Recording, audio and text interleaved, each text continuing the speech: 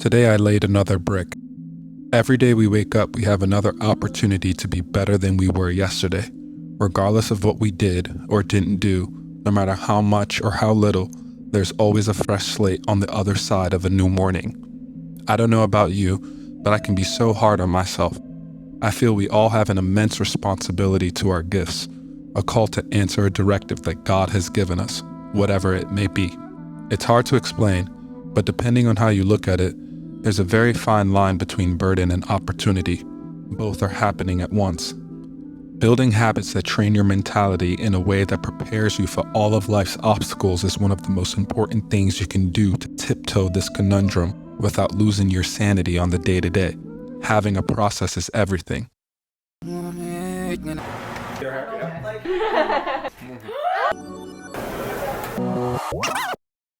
Last year was all about getting my health in better order. You see, the year prior, my closest friend, a second brother to me, was diagnosed tragically with a disease so rare for a person his age. It completely turned his world, our world, upside down. Suddenly, all the things he wanted to accomplish, all the goals he wanted to achieve, all the dreams he had been fighting so hard for, felt far-fetched, fleeting like a memory you reminisce on having as a child. As a person who readily admits that I think too much, the trauma of just the prospect of losing a loved one for the first time had me on a different sort of tailspin. Before I delve too deep on the negative side of that period, these days I find myself pushing myself to focus on the positives that came from such an unfortunate period in my life. Building my routine first around diet was at the very top of that list. I'm supposed to be here to be second best, right? I'm not doing this. You never seem to like it. I'm not doing this for that. You see, rethinking health at the age of 27 just feels like a weird statement to say out loud. But for many of us, we stopped getting yearly physicals with a doctor ages ago. Awareness about screenings for certain illnesses that are becoming more and more prevalent with young people is not common. And the veil of invincibility that the young possess often finds health on the back burner of living life till its fullest. I've been a person who has worked out pretty much regularly since my days as a high school athlete in what feels like a lifetime ago. And yet, in my later years, despite being still physically active, I wasn't happy with the person I saw in the mirror. My weight felt like it was always fluctuating. I ate whatever I wanted, whenever I wanted. The drinking habits I picked up while in college had finally caught up to me in a very visible way. The pandemic had its strange way of sobering all of us to what was really important. Quite frankly, my diet was outworking any amount of perceived training I thought I was putting in at the gym. And while everything I said is the God is honest truth, I was able to go from this to this in a relatively short amount of time, a matter of months really. As a disclaimer, let me just say that I'm by no means a nutrition or health specialist. I'm simply sharing the routine and process that worked for me. The key I found with diet is doing your own due diligence and research, taking in bits and pieces along the way to find what works for you, to find what will be sustainable. For me, it's been intermittent fasting. For you, it could be a completely different program. What we put in our body is more important than any eating window or workout we do. The point is that you find something that helps you control and regulate your intake day over day, week by week. As you will see by the end of this video, your boys really strive for balance with this routine. Ask anyone around me and they'll tell you that dinner is my second favorite part of the day, only to lunch, because that's when I get to eat first. And that's always dime, nigga. Always dime, nigga. Always dime, nigga. Always dime, nigga.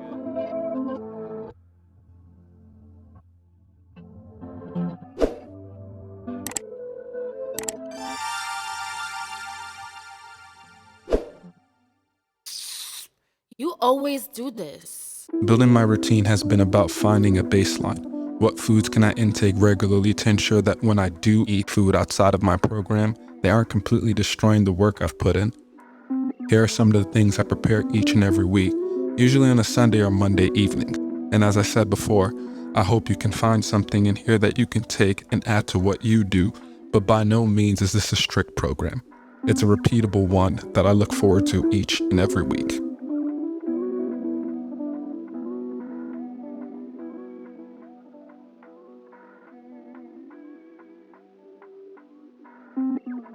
So shrimp is one of my favorite proteins to incorporate into my meals. I typically prepare them for lunch as they are low calorie. With incorporating intermittent fasting into my routine over the last year, I find that the best eating window for me has been noon to 6:30 p.m. That's about a 6.5 hour window. The health people will call this the 18-6. You're allowing yourself to eat 6 hours out of the day while fasting for the remaining 18 hours. It sounds crazy, but like anything, you can train your body and mind to adapt. I really had to work myself into the 6-hour time frame. I believe I started with the 8-hour window initially.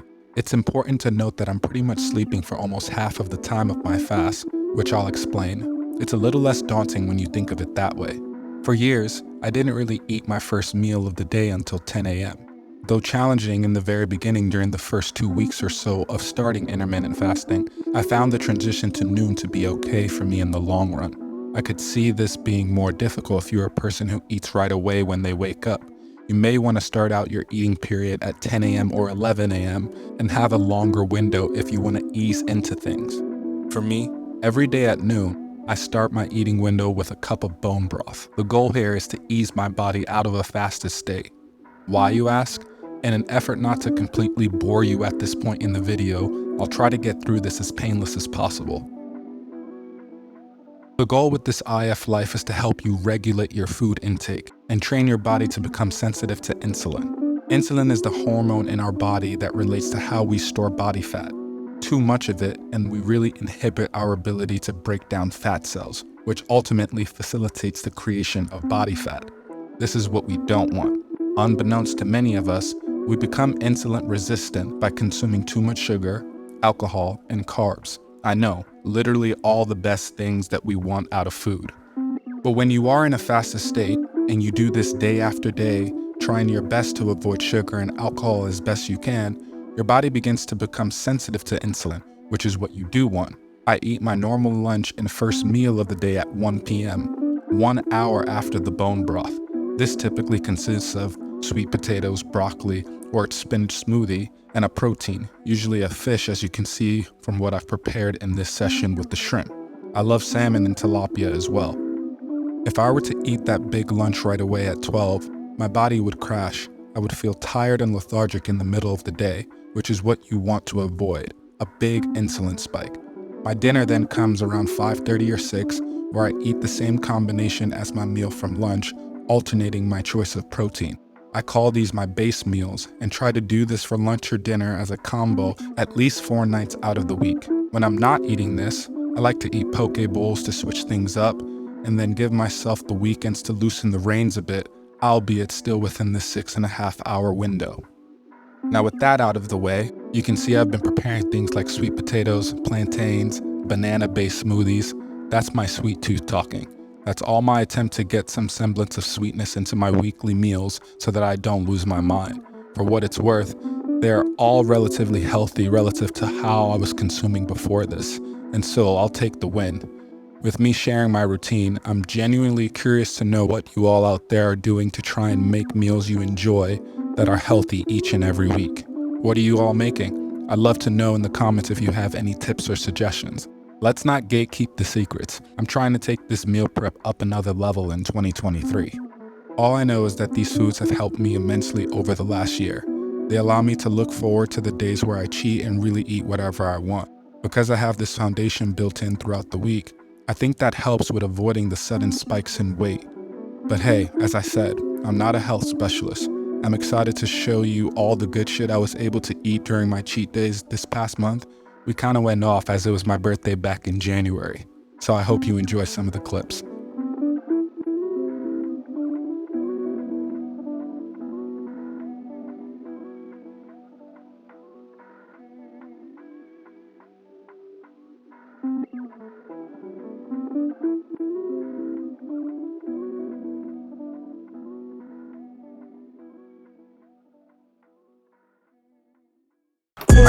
I give you classic every single time. Wait. This the life I wanted back inside the Bronx. Wait. I didn't come this fucking far just to bomb. Wait. Okay, go ooh, yeah. Threw it up the backward to myself, alley ooh, yeah. It's a bop every time I'm in the booth, yeah. Swimming in the ocean with the flow, Malibu, yeah.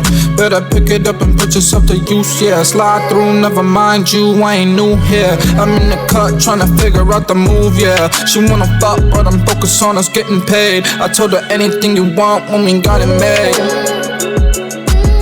I give you classic every single time. Wait. And that's always dime, nigga. You always do this.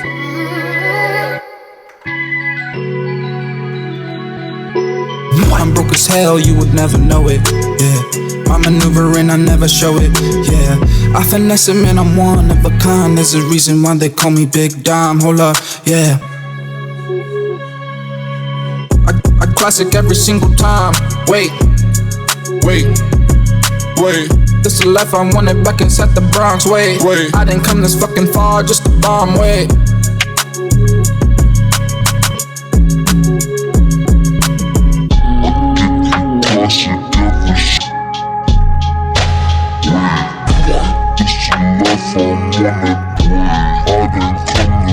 What's your favorite dish?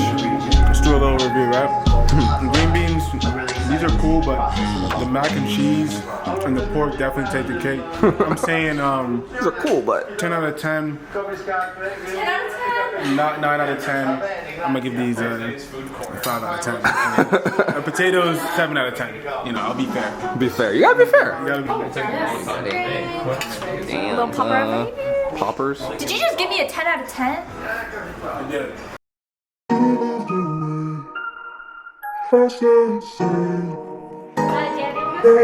No, I'll go last. He's like, don't mind if I do.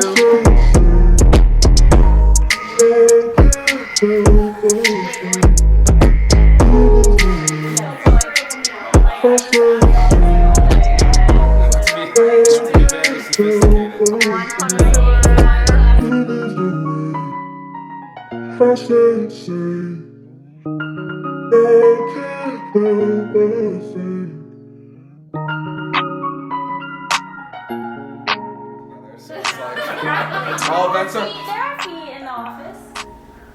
There are feet in the office. They are. What does that mean? Yo, keep that between work. Ask him if he wants to disclose. I don't know. Like, are you guys singing happy birthday? I don't. You guys are all pointing it at me. Okay, 1, 2. Happy birthday to you. Happy birthday to you. Oh my god, I did not expect this. Oh my god, you guys stop. Happy birthday to you. Blow this imaginary candle. I mean, This is also sad. We need candles for you to go out in some capacity. Come on. I mean, I don't know why you're stopping your phone. I will literally do Oh my god, I anything. wasn't recording the whole time. I've been recording the whole time. That's what I do all the time. I'll do literally anything for content. What does that mean? Oh my Wait, god. no, one more time. One more time. Do it for the likes, Daniel. Do it for the I likes. did. There you go. Let's all frosting. Wait, do it one more time for my iPhone? Daniel can eat cake. Do it one more time for my iPhone. Yeah, I'm gonna get washed away.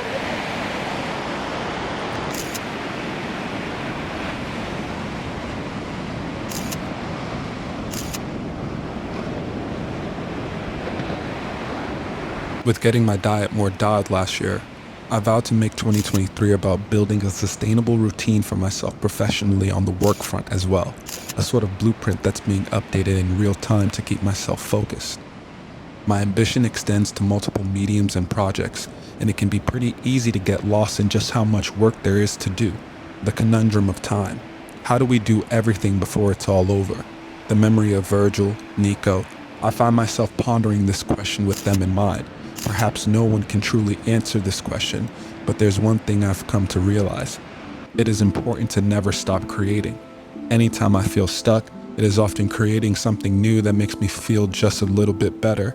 Better enough to move on to the next thing that stands the chance to make me feel even better, but only if I take the necessary steps to create the first thing in the first place. Lay the first brick.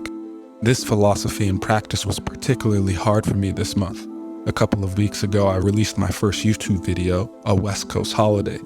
That labor of love felt so gratifying to finally share with the world, but perhaps the prospect of being hyper-aware that any success this new channel and venture has is predicated on my own consistency of making 100 more West Coast holidays that are not just as good, but even better than my last effort. That feeling became daunting. Detaching from results is harder than it looks. I find it so much easier to give that advice to my peers than to take it myself. But we all have to find ways to remind ourselves of the goal at hand. The story of the journey is how they remember you, and skipping steps is a dangerous game. So we shake off those inevitable feelings of doubt. We remind ourselves that this is what we asked for, and we get to work.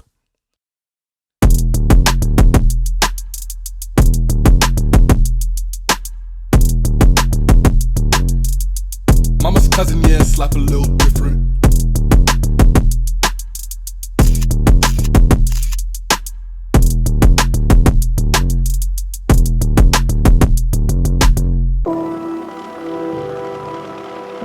Big Dom. Mama's cousin. Mama's cousin, yeah, slap a little different.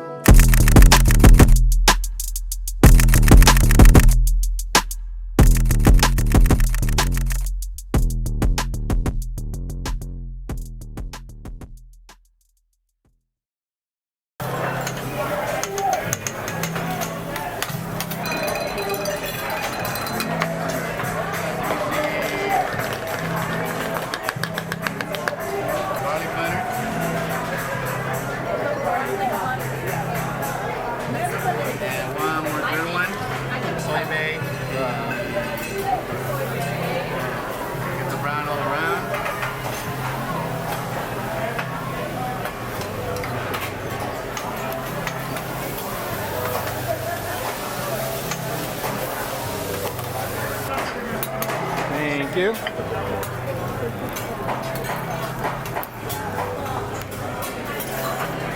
Seasoned to perfection.